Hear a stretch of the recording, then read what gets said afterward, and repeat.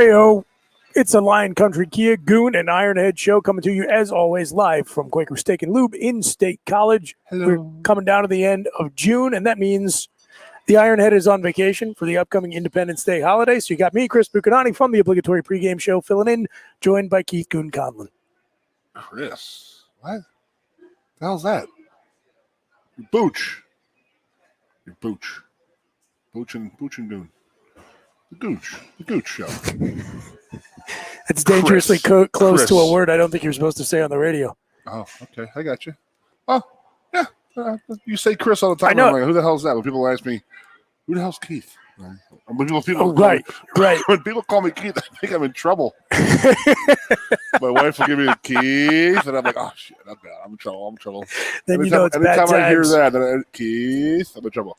Yes, Pooch, it's been a beautiful few days here. Last week was awesome. I know we missed our show last Thursday, but some technical difficulties, but it will pay off in the end for the viewers out there because we taped some pretty good stuff last week. Yeah, we got some good stuff coming up from former Penn State letterman. That was a really good time. That was really good. That worked out well. Yeah, I'll tell you a little story about that. So Mr. Rinaldi. We were down at Jordan Hill's annual charity golf tournament in Harrisburg. Very cool. A lot of lettermen came back for it. Coach Franklin was there. Good time was had by all. And Jordan is kind enough to let us set up and interview some lettermen who come in and take part in the event.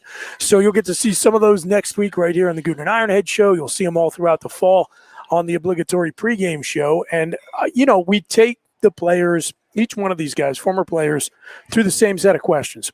I love it. And one of them was, what was your favorite class at Penn State? Yep. And so the first person we interviewed was Jordan. It was a great answer. And he remembered the course name, number. The instructor happened to be a friend of mine. She still teaches here at Penn State. And the size of the girl he got matched up with.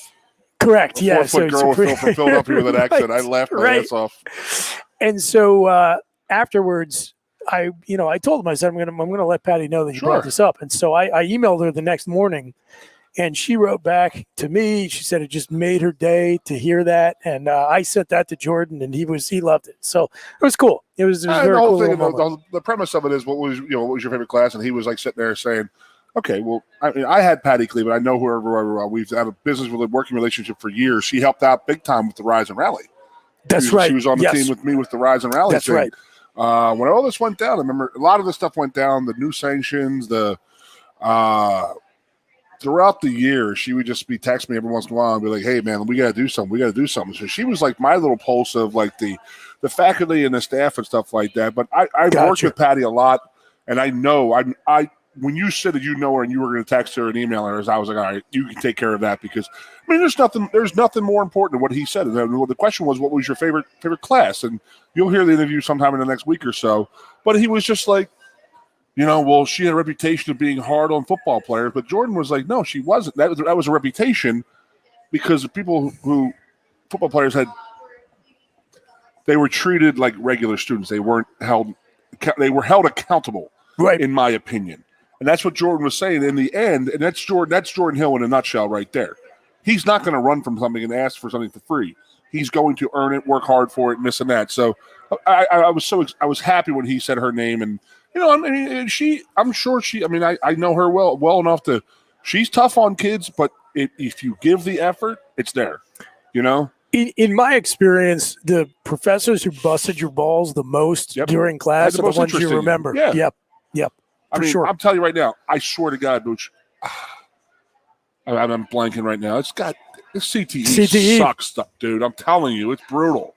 I'm not even 50 yet. And so they had there's a history class, the history of Pennsylvania. Okay.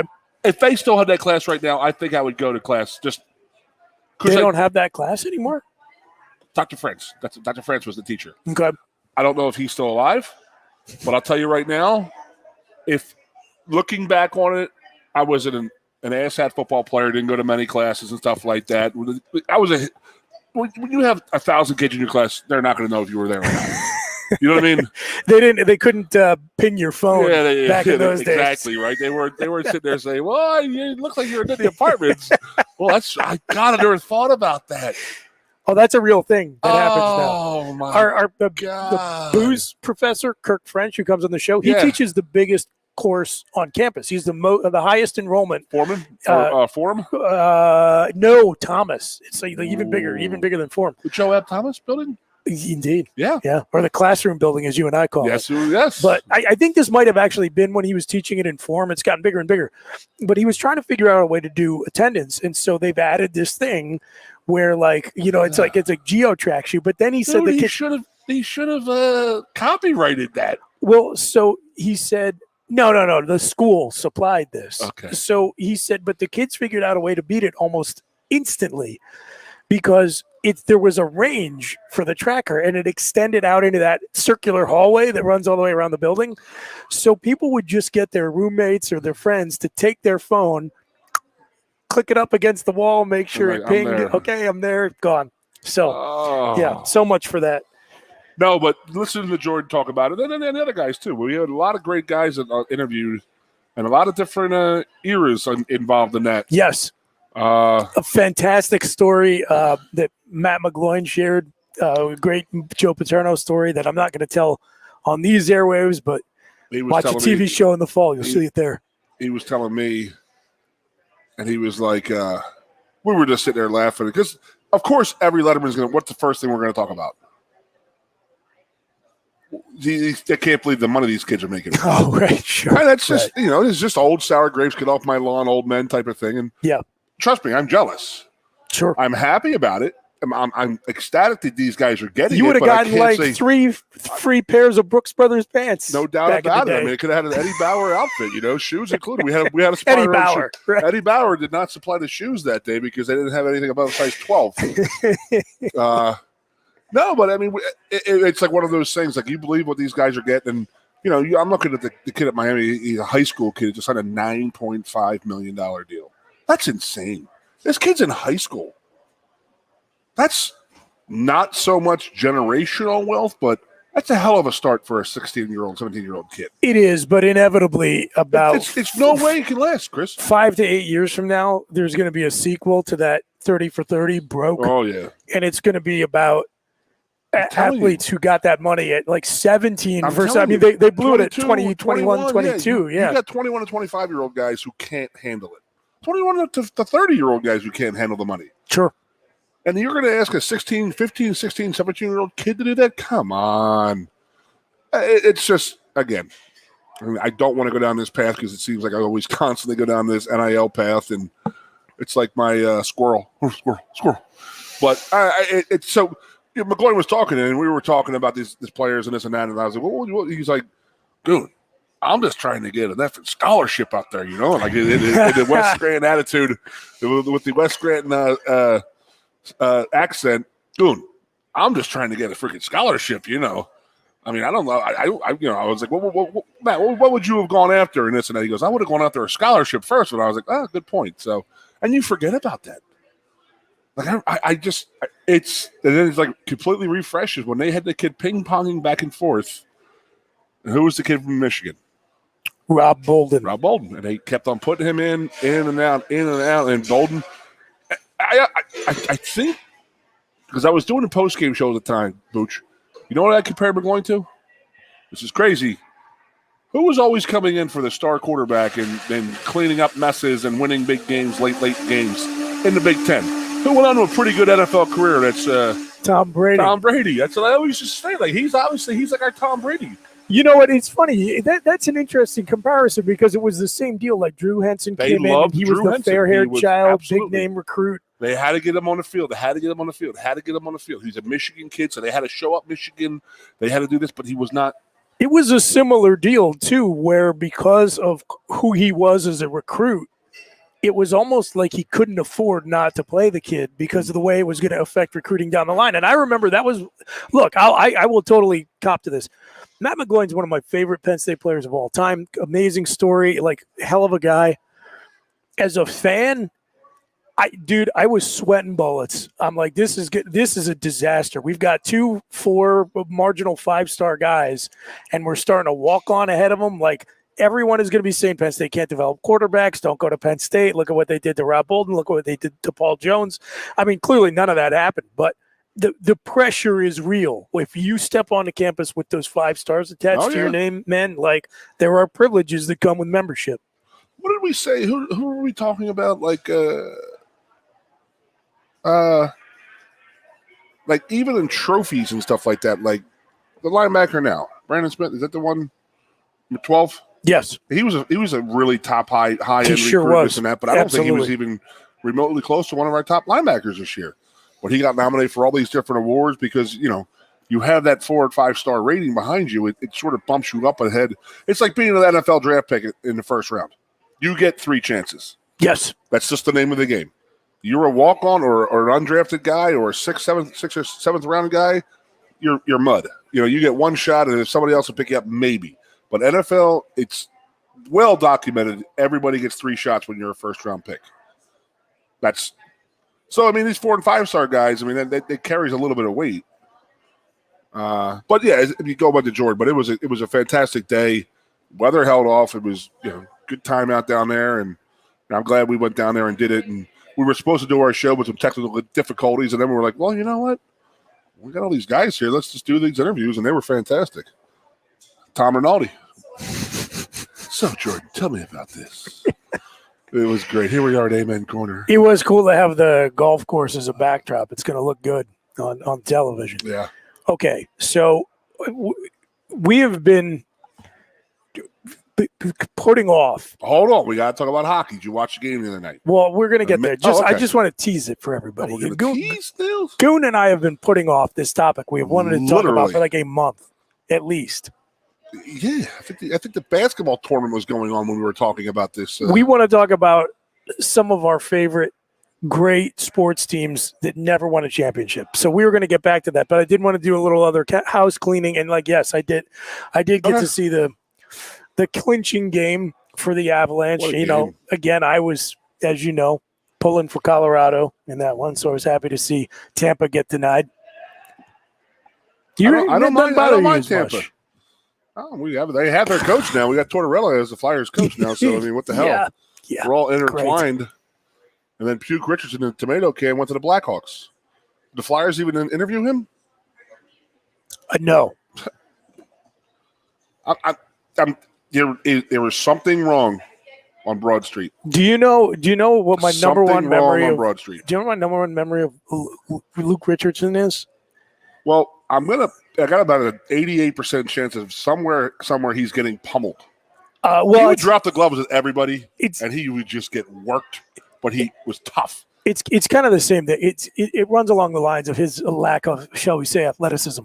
So Pittsburgh was playing Philly in the playoffs. It was actually the same series with the 4 or 3 overtime game. 6. Whatever. Not 6 overtimes. It was. Was it? With Keith Primo? Christ, yeah, whatever it was. Crazy. 5 or 6, I think. Whatever. The never-ending game, that series. Earlier on in that series, Luke Richardson was just trying to, dump the puck. And he just, blasts this thing, and it hits. God, I wish I could remember who it was on the Penguins. But it just drills him right in the throat. And, of course, it's at Penn State. I'm watching this at a bar with a bunch of Flyers fans and a bunch of Penguins fans.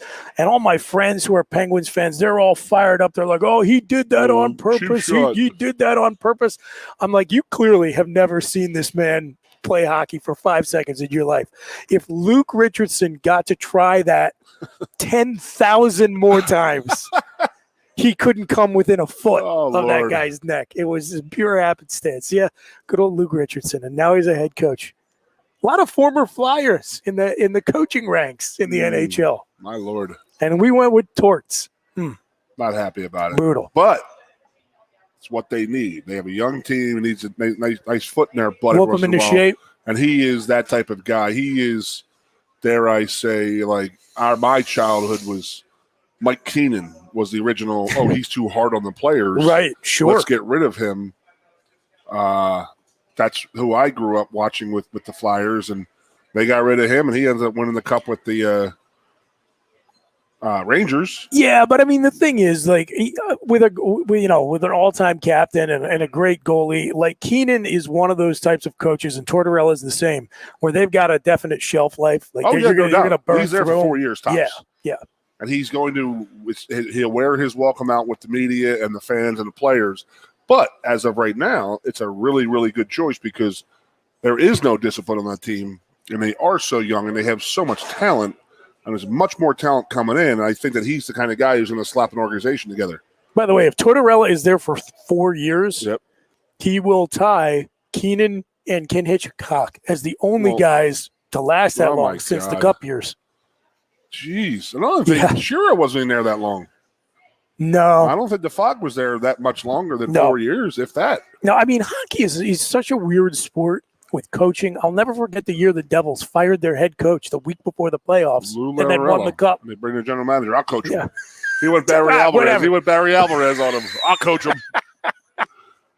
He looks like Lou Lamoriello looks like Barry Alvarez. He does. That's funny. He does and then he had Larry Robinson was part of the Rangers or part of the Devils organization then, and he may have gotten them a cup or two. But man, oh man. So that leads us into that is my number one. So I want to break this teams that have broken your heart for not winning titles. We can go with the Philadelphia version to start off. Okay. And that is the fact that Eric Lindros and John LeClaire and Mark Recchi, Renberg, Desjardins never won a cup. The 97 team that got all the way to the finals. Man, and I was in camp in Canada then too. I was talking major league poop. There was two things going on. The Donovan Bailey, Michael Johnson race when they raced 150 yards. Remember 150 meters? Wow, and he was 200. Yeah. And then Donovan Bailey won the 100, and they said, "Whoa, Michael Johnson's the fastest man." And then like, "Whoa," and the people in Canada were like, "Wait a minute." It's always been the guy who wins the 100 is always the fastest man in the world. Yeah. So when those two raced that day, I had my American flag in my backpack going in the camp. Yeah. And one of my offensive line teammates was a Canadian. He tried to grab it, and he was going to go throw it in the ground because Bailey embarrassed Michael Johnson. And I was like, I looked at him. He was like, okay, I won't do that. It was like, this is on if you do that, just so you know. Teammate or not, I mean, you want to start World War III, let's go. Yeah. But he was like, that was going on at the same time as the Detroit Red Wings just mauling the Flyers out there in 4 games. Yeah, Terry Murray called the team a bunch of chokers. Remember that? Their head coach. Another 3-year guy. My dad was so mad when that happened. I was like, "What? Like, I don't. So what's the problem? Like, where's the lie?" Yeah, but anyway, so that's my Philadelphia version of the teams that just the Lindros era, the whole Lindros era. Do you know what team never winning a Stanley Cup? And then what the Philly thing team is that the Eastern teams were winning cups then. The Philly team that broke my heart. That's true. Philly team that broke my heart. I mean, that's just the Devils won it in '95. Well, the Rangers won it in '94. Lindros got there in '91. The Philly team that broke my heart is actually it's a Flyers team, but it's not that era. It's Lindros was still on the roster, but didn't play most of the playoffs. It was that year. The Scott Stevens incident.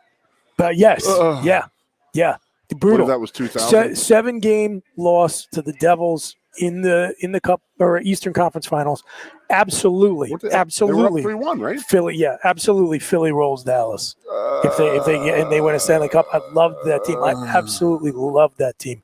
I have never gotten over Philly not making it to the Cup Finals that year. And then probably 2002 Eagles would be close. They would have beaten the Raiders in the Super Bowl. No doubt about that one. But I mean, I have the Reggie White, Jerome Brown, Fog Bowl Eagles. They're the ones that just absolutely break my heart. Yeah, that's another one. That whole think about that. Even on offense, that whole era. I mean, they saw Mike Quick rocking them, right? Mm-hmm. You got Arkansas Fred, and he's out there, and you had Keith Jackson as your tight end. Yep. You had a fairly decent offensive line. You had Keith Byers. One of my favorites, even though he's a Buckeye. Yeah, I mean, exactly. But he was like a guy who went on and won. It was like a great player. Like you had Randall Cunningham as your quarterback, let alone the best defense in the league. We talked about this before. Not even winning in a freaking playoff game. There is absolutely zero chance they would play the Fog Bowl today. No, right? None. And they canceled the game against Minnesota. Like on a Sunday night, remember, because of the weather expected it. They put that on television.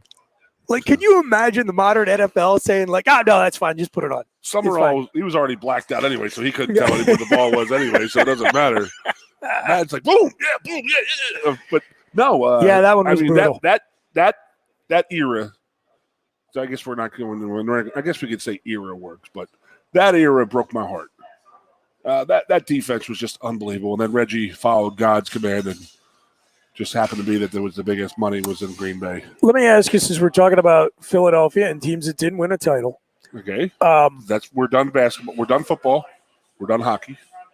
Are you bothered more by the 2009 Phillies not repeating or the 2011 team that had yes, that killer pitching 92 starting pitchers that could be in the Hall of Fame? Yes, that was unbelievable. 2009 bothers you more? No. 2011. The Doc Holliday, Cliff Lee, yep. Roy Oswalt, Cole Hamel, Joe Blanton, right? Yes. And there you go, 5 aces right there. Now, does either one of those bother you more than 93? 93 was an anomaly. We were just but what an incredible team! So likable, absolutely amazing. I mean, people outside of the area had to like that team. I mean, they were the American working man, pretty much, is out there having a good time, drinking beer, fighting, and playing baseball games. The 93 Phillies remind me a lot of the 2001 76ers, like just kind of lightning in a bottle, a lot of likable personalities, a lot of lunch pail guys, and a couple of stars. And again, you just run into a buzzsaw with the Phil, Shaq, Kobe Lakers. And, I was just – Tyrone Lue. Yeah. He almost coached the Sixers. I was like, that would be a hell of a journey, right? Going from being stepped over by Allen Iverson to coaching the team. And I hate the fact that that's the highlight for Allen Iverson, is him disrespecting somebody. That's where the NBA is. Sorry, I'm not an Iverson guy. I was raised with Dr. J, man. I'm too young to remember Dr. I know J. that. That's who I was raised. And that's when I couldn't stand Barkley when he was in Philadelphia. Love Charles. Yep. I hear a lot of great stories about him now that are fantastic when he was playing there, but when he was in Philadelphia, he was a prick. Yeah, that's true. There's no doubt about that. He's the first one to tell you that, too. That's why I love him so much. By the way, speaking of Philadelphia fans that love, did you see Kruk talking about the national media going after Bohm, saying, I hate playing here, and that's what they talk about? No. Kruk said, you know what? People come here twice a year. The ESPN crews come here twice a year to do games, and they constantly talk about how bad the city is and how they threw snowballs at Santa, and it's just a lazy routine that's more pissing everybody off than anything. And Kruk was like, you know what? If you don't know the fans and the players that have played here and understand them, you can't talk about it. In his opinion, he's like, it's lazy reporting to go back and talk about snowballs and Santa Claus from 1950s, 60s. And he's just like, I blame these guys because, they don't understand the city. And there's guys who get it. And Alec Bohm he's a cold hero in Philadelphia right now because he owned up to it, said I hate playing here is what he said. Clear as day. And he said everything that got him to that day, and he apologized for it and owned up to it. And I think that he's a hero. He's a cult classic, a favorite now. You got to love that. And it was clearly just out of frustration. Sure, 3 hours. Yep. I mean, at a position he's, I like him. Boom. Yeah, me too. He's playing well right now, and then I'm sure we'll get into the Harper situation. And I'd rather not, but okay. A lot of dudes need to step up a bit this next 6 weeks. But that Sixers, I wish Moses.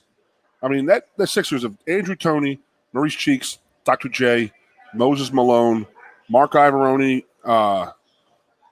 Bobby Jones. I mean, how did that team only win one title? And that's because they got greedy and they sold everybody off because they could make more money. And the Magic Larry era is starting. There's Magic and Larry. There's no doubt about it. Very similar, frankly, to those late 2000s Phillies teams that they have the one ring to their name, but probably should have won 2 or 3. Absolutely, with the caliber of players that they had on those teams, on that Sixers team in the early 80s, there should have been more than one title. Same thing with the Phillies in the 08-09 era. I mean, they peaked. I don't think they really peaked in 08, but 07 was their magical run. 06 and 07 when they had the late year where they came back and they got in the playoffs and just got Colorado whooped their ass, right? Yeah. 3 in a row or something like that. So, like Colorado went to the World Series, didn't they? Yeah, that 07 Phillies team was a ton of fun to watch. You could tell what was coming the following season. They were young and they learned. But they spent everything they had in the tank in order to get to the postseason. And I think for them, totally inexperienced. They hadn't done it before. They were just happy to be there. And that was a great team for Colorado. And they got to play them in their home ballpark. And, but it set the table for what was coming. Like, I felt really great about the next taste season. In their mouth. Yeah. And then they went through the next year and just dominated. Yep. Yeah, and then it gets into when we talk about Ruben, and Ruben fell in love with those guys, Howard, Utley, Victorino, Worth, and he fell in love with them. He paid them all, and it was just like, you paid them for too long, and they paid for it. And then plus getting Cliff Lee when you should have never even let him go to begin with, going out and having to trade everything to get him, Yeah. I mean, that punished the farm system for 4 or 5 years. Well, and none of the prospects who came over in the initial Lee deal amounted to anything. So it was just like a waste. It was just like we basically just let them leave the team for a couple of years. You wet your pants a couple weeks ago when I said this is the year for L.J. Smith and the Eagles, right? I mean, think about Doug Drabeck's kid at the Phillies. They were talking about him being like a 4-time Cy Young winner, and I don't think he ever pitched it in the league hardly. No. You know what I mean? And they were so worried about losing him, and then you got to keep Drabeck. You got to keep Drabeck, and you're like, are you keeping the name or are you keeping the player? You know what I mean? Yeah. And they wouldn't. But a lot of those trades that were made to keep that team together when they should have moved on was crazy. Speaking real quickly of the name and the player, I don't sit and analyze a lot of tape or anything, so I'm not claiming to be some kind of like football film guru or anything close to it. Okay, Jaws. But have you watched some of these clips of Arch Manning and the kids he's playing against in high school right now? He's playing the New Orleans prep system. It looks like do you remember the Saturday Night Live sketch where Peyton's playing with the little kids? It's like watching that practically. Do you want to lose? Here's the idea. I'm going to throw the ball. You catch it. Do you ever hear the backstory of that? No. That's an unbelievable skit. And one of my favorites. Yeah, it's awesome. But he said that the parents were lining up and throwing their kids out there and say, throw it at their face. Throw it, please hit my son. Hit my daughter, please. Come on, get her on the air. That's terrible. What a great. I mean, did you watch the whole thing? When they're picking, he's actually teaching them how to boost cars and the cars. He's like, hey, it's amazing. Cop, scrap, get out of here, no talks. That was like the first time people realized, like, oh wow, like he's actually very funny. Let me think. No, I thought it came out in the ESPN commercials.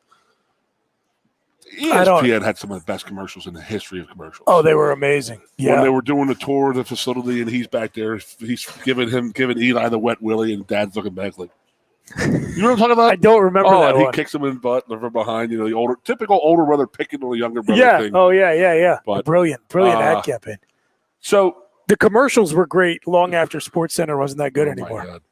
I watched the top 10 of them the other day, and I was laughing. By the way, speaking of great teams that never won a title, Philadelphia or just in general, okay. We're just kind of like floating in and out of this topic. But it's crazy that for 4 years, Tennessee was picked to be a national title contender. Peyton Manning was the favorite for the Heisman Trophy. I mean, maybe not all 4 years he was there, but at least 3 or however long he played there. Did Bino come down and win six Heismans? Yeah, I think so. Him and Ron Palace. And then immediately after Peyton graduates, they can never get over the hump on Florida. Remember, it was Florida. T. Yeah, he could not get past Florida, and then T. Martin leads him to the national title. 1 year out. Yeah. Amazing.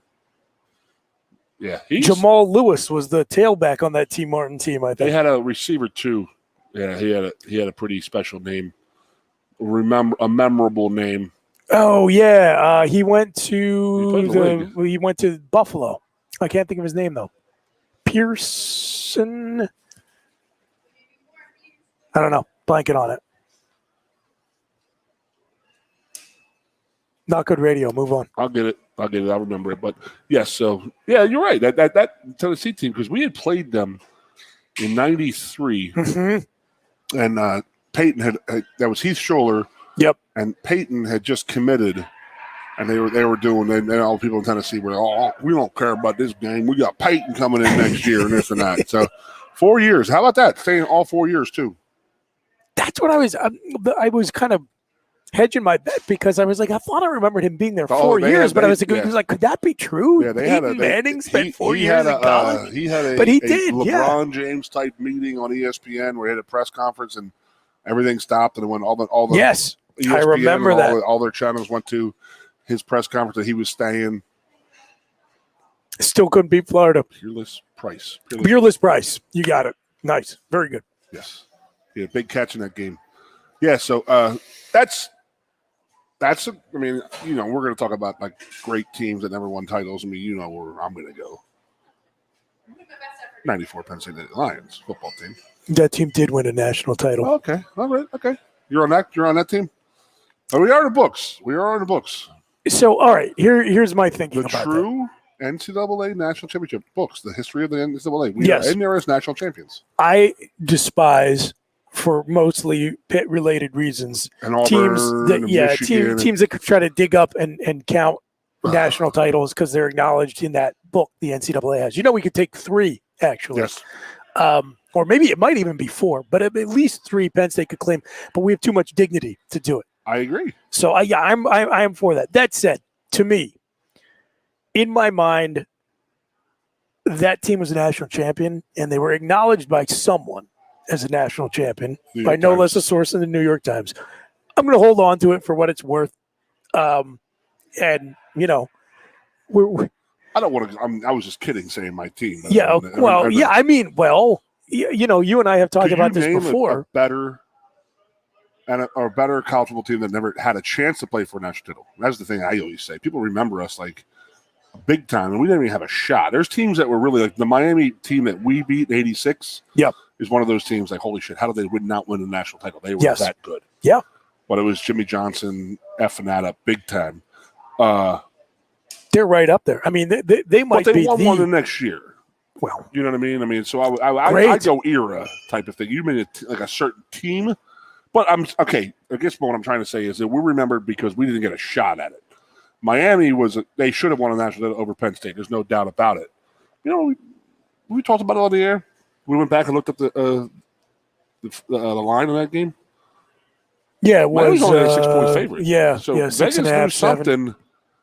They knew something we didn't because everybody thought it was going to be a blowout, not even a close game type of thing. So, but they had a chance at a national title. We never had a chance at a national title. That's why I think that we're a little bit different than that team.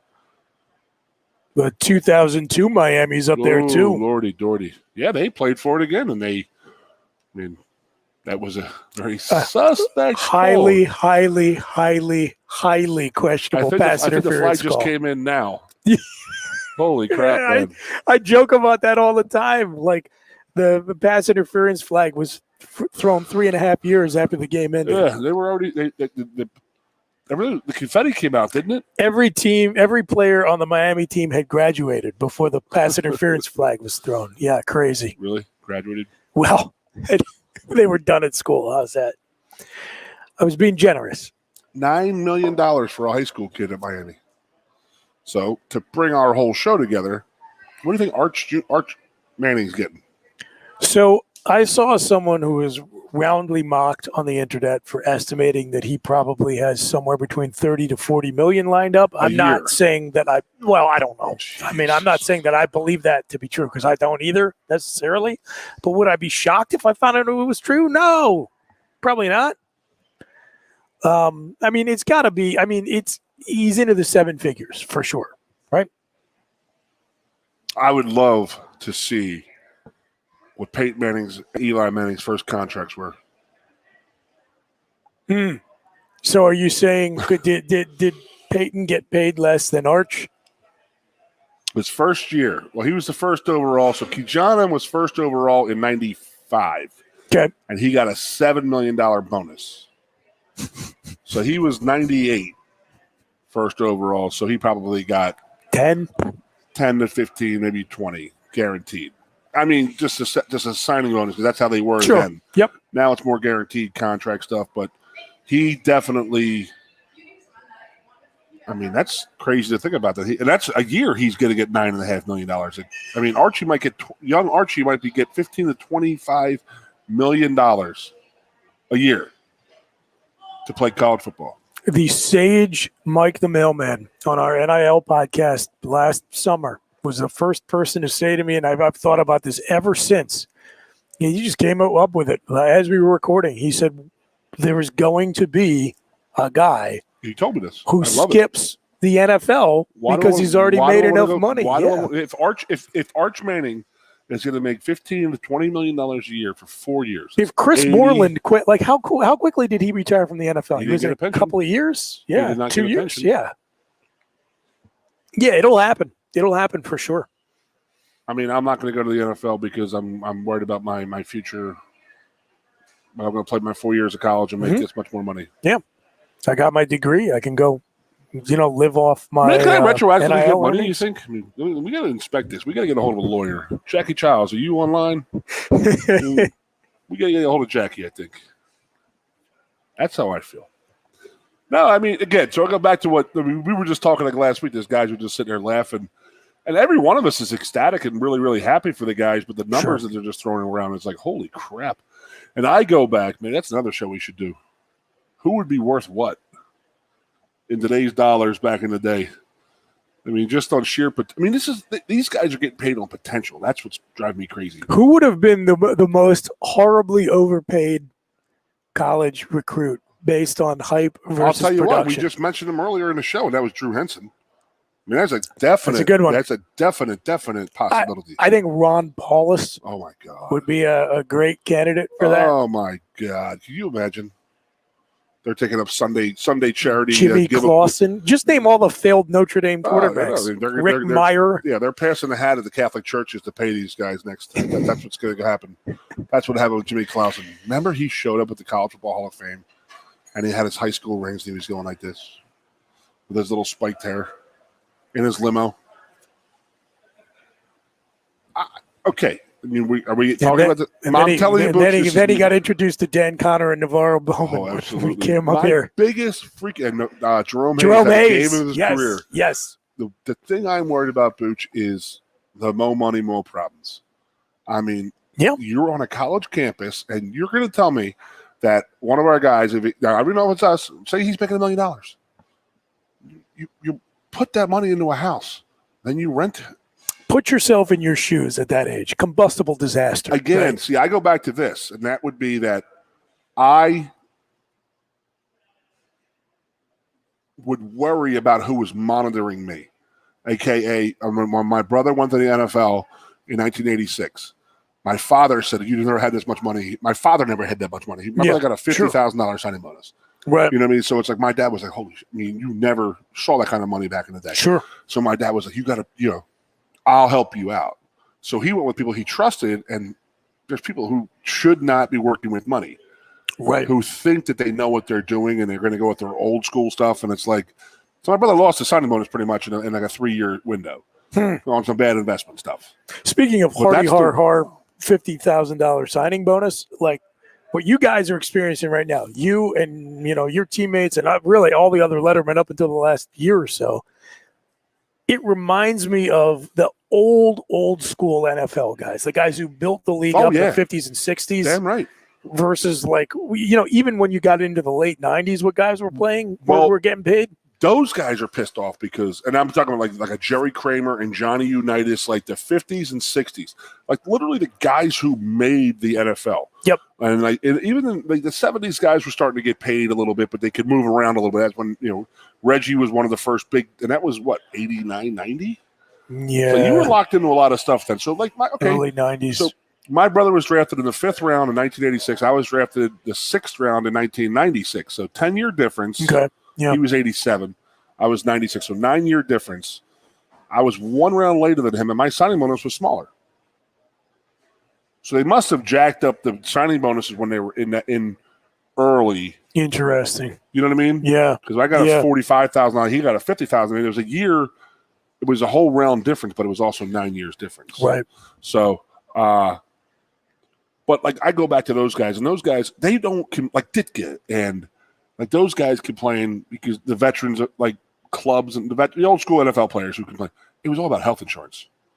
Right. That's where those guys screwed. Like my brother and like his guys they're pushing mid-50s and the 60s right now. Stuff is literally piling up on them, ailments and stuff like that, and they're discovering more head injury stuffs are coming out. And these guys are just like, they'll deal with the pain, and that's what everybody says. They just want the health insurance because if something does go bad, they want coverage. Sure.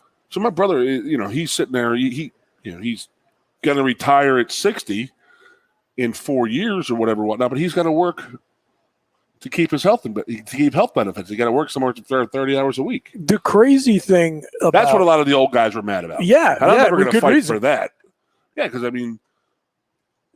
So, like, the crazy thing with especially guys like your brother, like anybody who played in the trenches, all the restrictions and rules they have in place now to keep the wear and tear off your body during the offseason, there was none of that.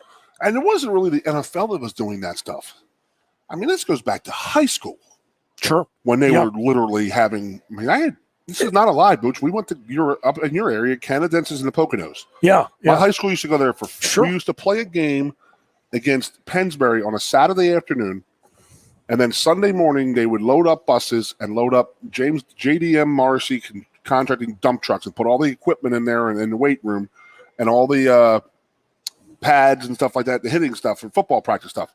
So they set up 3 trucks of that and 3 busloads of football players. And we went up there for 4 days. So we went up there Sunday until Thursday. And then we played another game Friday night, excuse me. So we played Pennsbury in a scrimmage on a Saturday morning. Yeah. Left Sunday. What's the first thing we do? We didn't get in our room. We got off the bus in pads, in our pants, and our cleats. We were right on the practice field. Wow. So we had 3 full pad practices a day, Monday, Tuesday, and Wednesday. Sure. Not Wednesday because we left Thursday. So Monday, Tuesday, Wednesday, 3 full pad practices and a late night conditioning session. So that's where a lot of this, like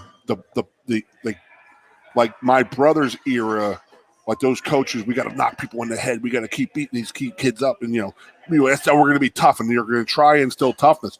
A lot of their blows don't come from the NFL. It comes from that type of stuff. And then you go to college. Yeah, that's an interesting point. Joe was an old school coach. And I remember when I came back coaching, I remember I had a pretty close relationship with a couple different NFL scouts who'd ask me a lot of questions about guys, and I'd give my opinion about players and stuff like that. And the one guy, we'd go out for beers every night, and he would just sit there and say, Jesus Christ, Goon, holy crap. You guys hit more than any other team in college. There's no doubt. In practice. Yeah. You guys practice harder than any other team in this country by far. So you wonder how many blows to the head came in those different practices. I mean, now it's regulated. You can't have back-to-back 2 days. But when I was when my brother was here, they had unlimited spring practice. They were out there 5 days a week. Like when I got here, it was only 15. You could only go 3. You go Monday, Wednesday, Friday, and then Saturday scrimmage. During spring and summer ball, how often would you guys be practicing in full gear? It did not matter. Well, he had us all because he didn't care about your legs. Okay. The thing about the spring is like, okay, we're going to see who's tough, who's going to work in this environment, we're going to put the pressure on these guys, and we're going to see who, and that's what we were good at. That's what Joe beat into us, is that we would not crack under pressure because we always saw every scenario. Like every scenario we could have gotten in a game, we saw in practice. So spring practices, he just loaded them up and just beat the tar out of us. Except having to eat pizza and hoagies before you went out and played the game. Well, I'm talking about spring practice. Yeah, no, but in the preseason, you always had a game in 20 days. So he had to maintain, like, okay, we can't be heavy-legged. And to this day, on swear on my soul, the old man, the greatest thing he had was he understood and had a feel for every team he coached. Every team. He had a feel of when we needed to be out of pads or push the gas a little bit harder. He had a great gauge, and I always go back and I always say he had seen it. Everything we had done. If there was something like, oh my God, he went across the middle and hit a crab shell was on there from a tailgate the year before, and he slipped and he broke his leg. And Joe go back in his records and it happened in '69 here, and '74 the same damn thing happened. He had seen everything and done everything, so it was. Like one year it was like constantly raining, and it was like you had to adjust you don't want all your practice to be on inside in the turf and stuff like that. So he worked on it, you know. One year it was a drought, so everything was hard, and the guys were getting shin splints, so he backed off a whole bunch. He had seen all of these different scenarios for years upon years. But I will say it till the day I die, and he had a feel for all of his teams, especially how how their legs were and how fresh we were. Which was amazing because I never went into a game sitting there saying, Jesus, I'm sore. I'm not ready to play this game. One time I slept on my neck wrong against Indiana in 94, and I woke up and I had like a kink in my neck, and that was the only time I've ever went into a game being like, oh, I don't feel good. I'm not feeling right. Only time. Because he had a feel, and then in 94, this is so funny, is that, you know, Thursday was always a half pad practice. Friday was a walkthrough at best, and then Saturday was just go out and demolish teams. So we never had pads on Thursday, but Harding's, and you know, as the season went on, you know, he would stop putting pads on Wednesday and Thursday, and then Harding's went to him. Keep talking. And says, "We're not getting enough work, Coach. We're not getting enough work."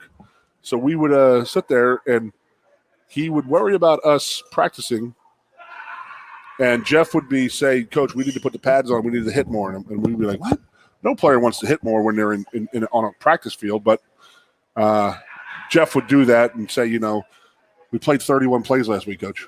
I mean, right. I mean, I keep on saying until the day I die, but it's true. I mean, that Michigan game in 1994, you've heard me tell this story before, and we had never played past one series into the third quarter. One series was as far as we had gone that season. So that was 5 games of that. We had a bye week. We all know what you do on a bye week to catch up on all the drinking you missed in the last month or so because of your games. And then we went out to Michigan, and we were in a dogfight. Yeah. And it was a 4-quarter game. And I'm not lying to you. I've told you this before. I was so physically exhausted after that game just because it was a war.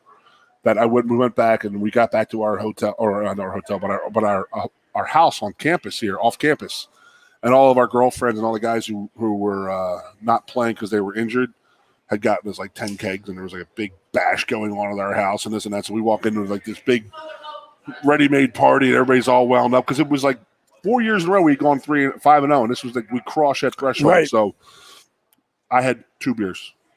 I had a beer. And I was so tired, so exhausted. I remember like falling asleep, just sitting on the couch and this and that. And then my girlfriend get me another one, and I'm like, I don't think I could do it. I didn't even finish it, and I was dead asleep on the couch. Meanwhile, there's 100 people at our house partying, rock and roll, and we're all like, me and Marco and Jeff are like, Jesus, it was a war, dude. It was an absolute war. But we weren't physically prepared for it because we had not played that much. You know, we were always in great, great, great shape because of JT and stuff like that, but not, you know, it was a weird season because we weren't playing enough on Saturdays, and so you figure you really weren't getting any kind of workout except for Monday or Tuesday and Wednesday. Yeah. Story time by Goon. It was a good one today. And yet the W, right? Oh. That's all that matters. What a legend Bobby Ingram is. Absolutely is. It was It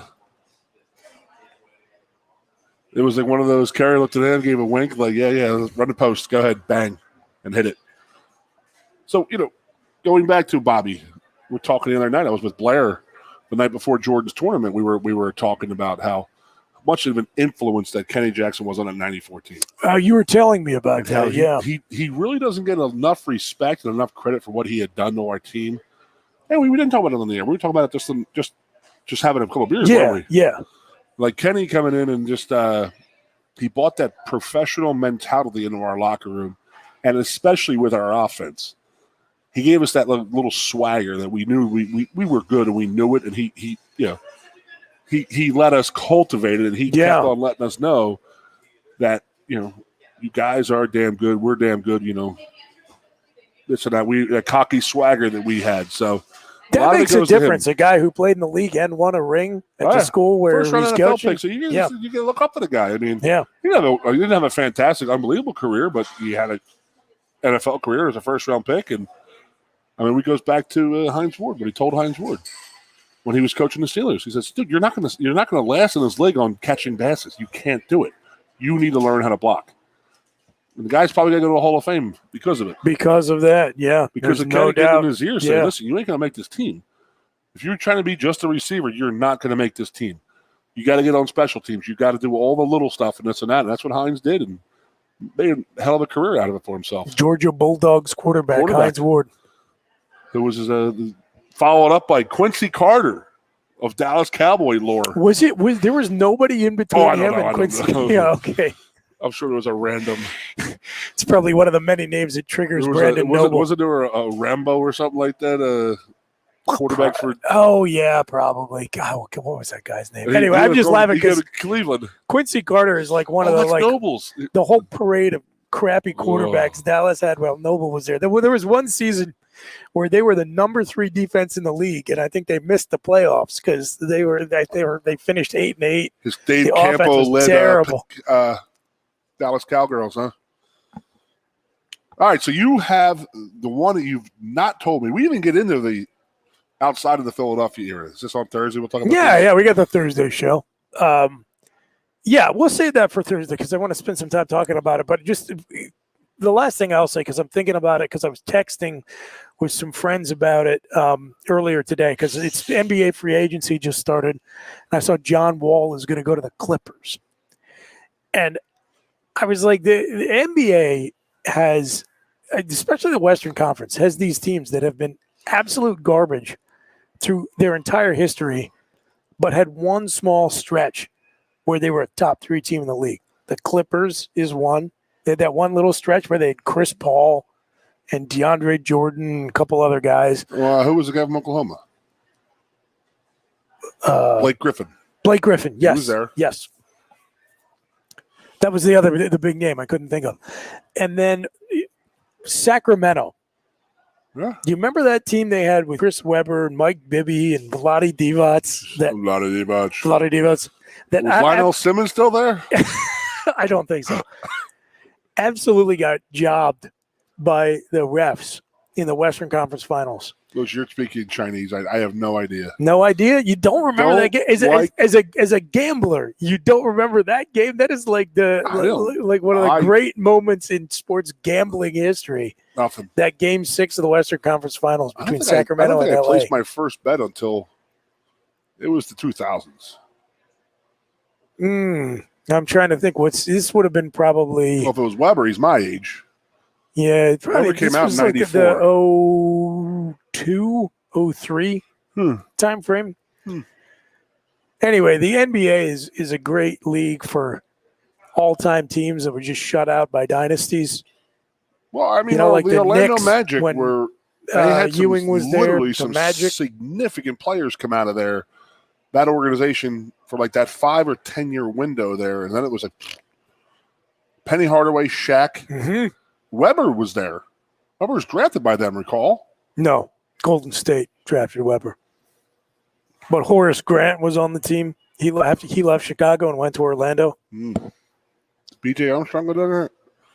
No, Scott, the shooter for Dennis Scott. Dennis Scott. Yeah, Nick Anderson. Yep, correct. Yeah, that team was incredibly talented. Just I think I saw them play. I'm pretty sure I saw them play in '93. It was definitely '93 because Shaq would have been there. It was I don't know how good they were as of yet, but I saw them because Brian O'Neill's father was an NBA referee and he got us a bunch of us tickets when we were down in the Citrus Bowl. They were probably just starting to put it together because they went to the NBA Finals 2 years later, '95. They lost to the Hakeem the Dream Rockets.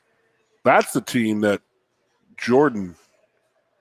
I saw the other day. It was the top 5 or 6 NBA players, and they had Bill Russell, 11 or 12 titles. 11 titles. And then you had Jabbar, Magic, Jordan. Tim Duncan won 5. Yeah.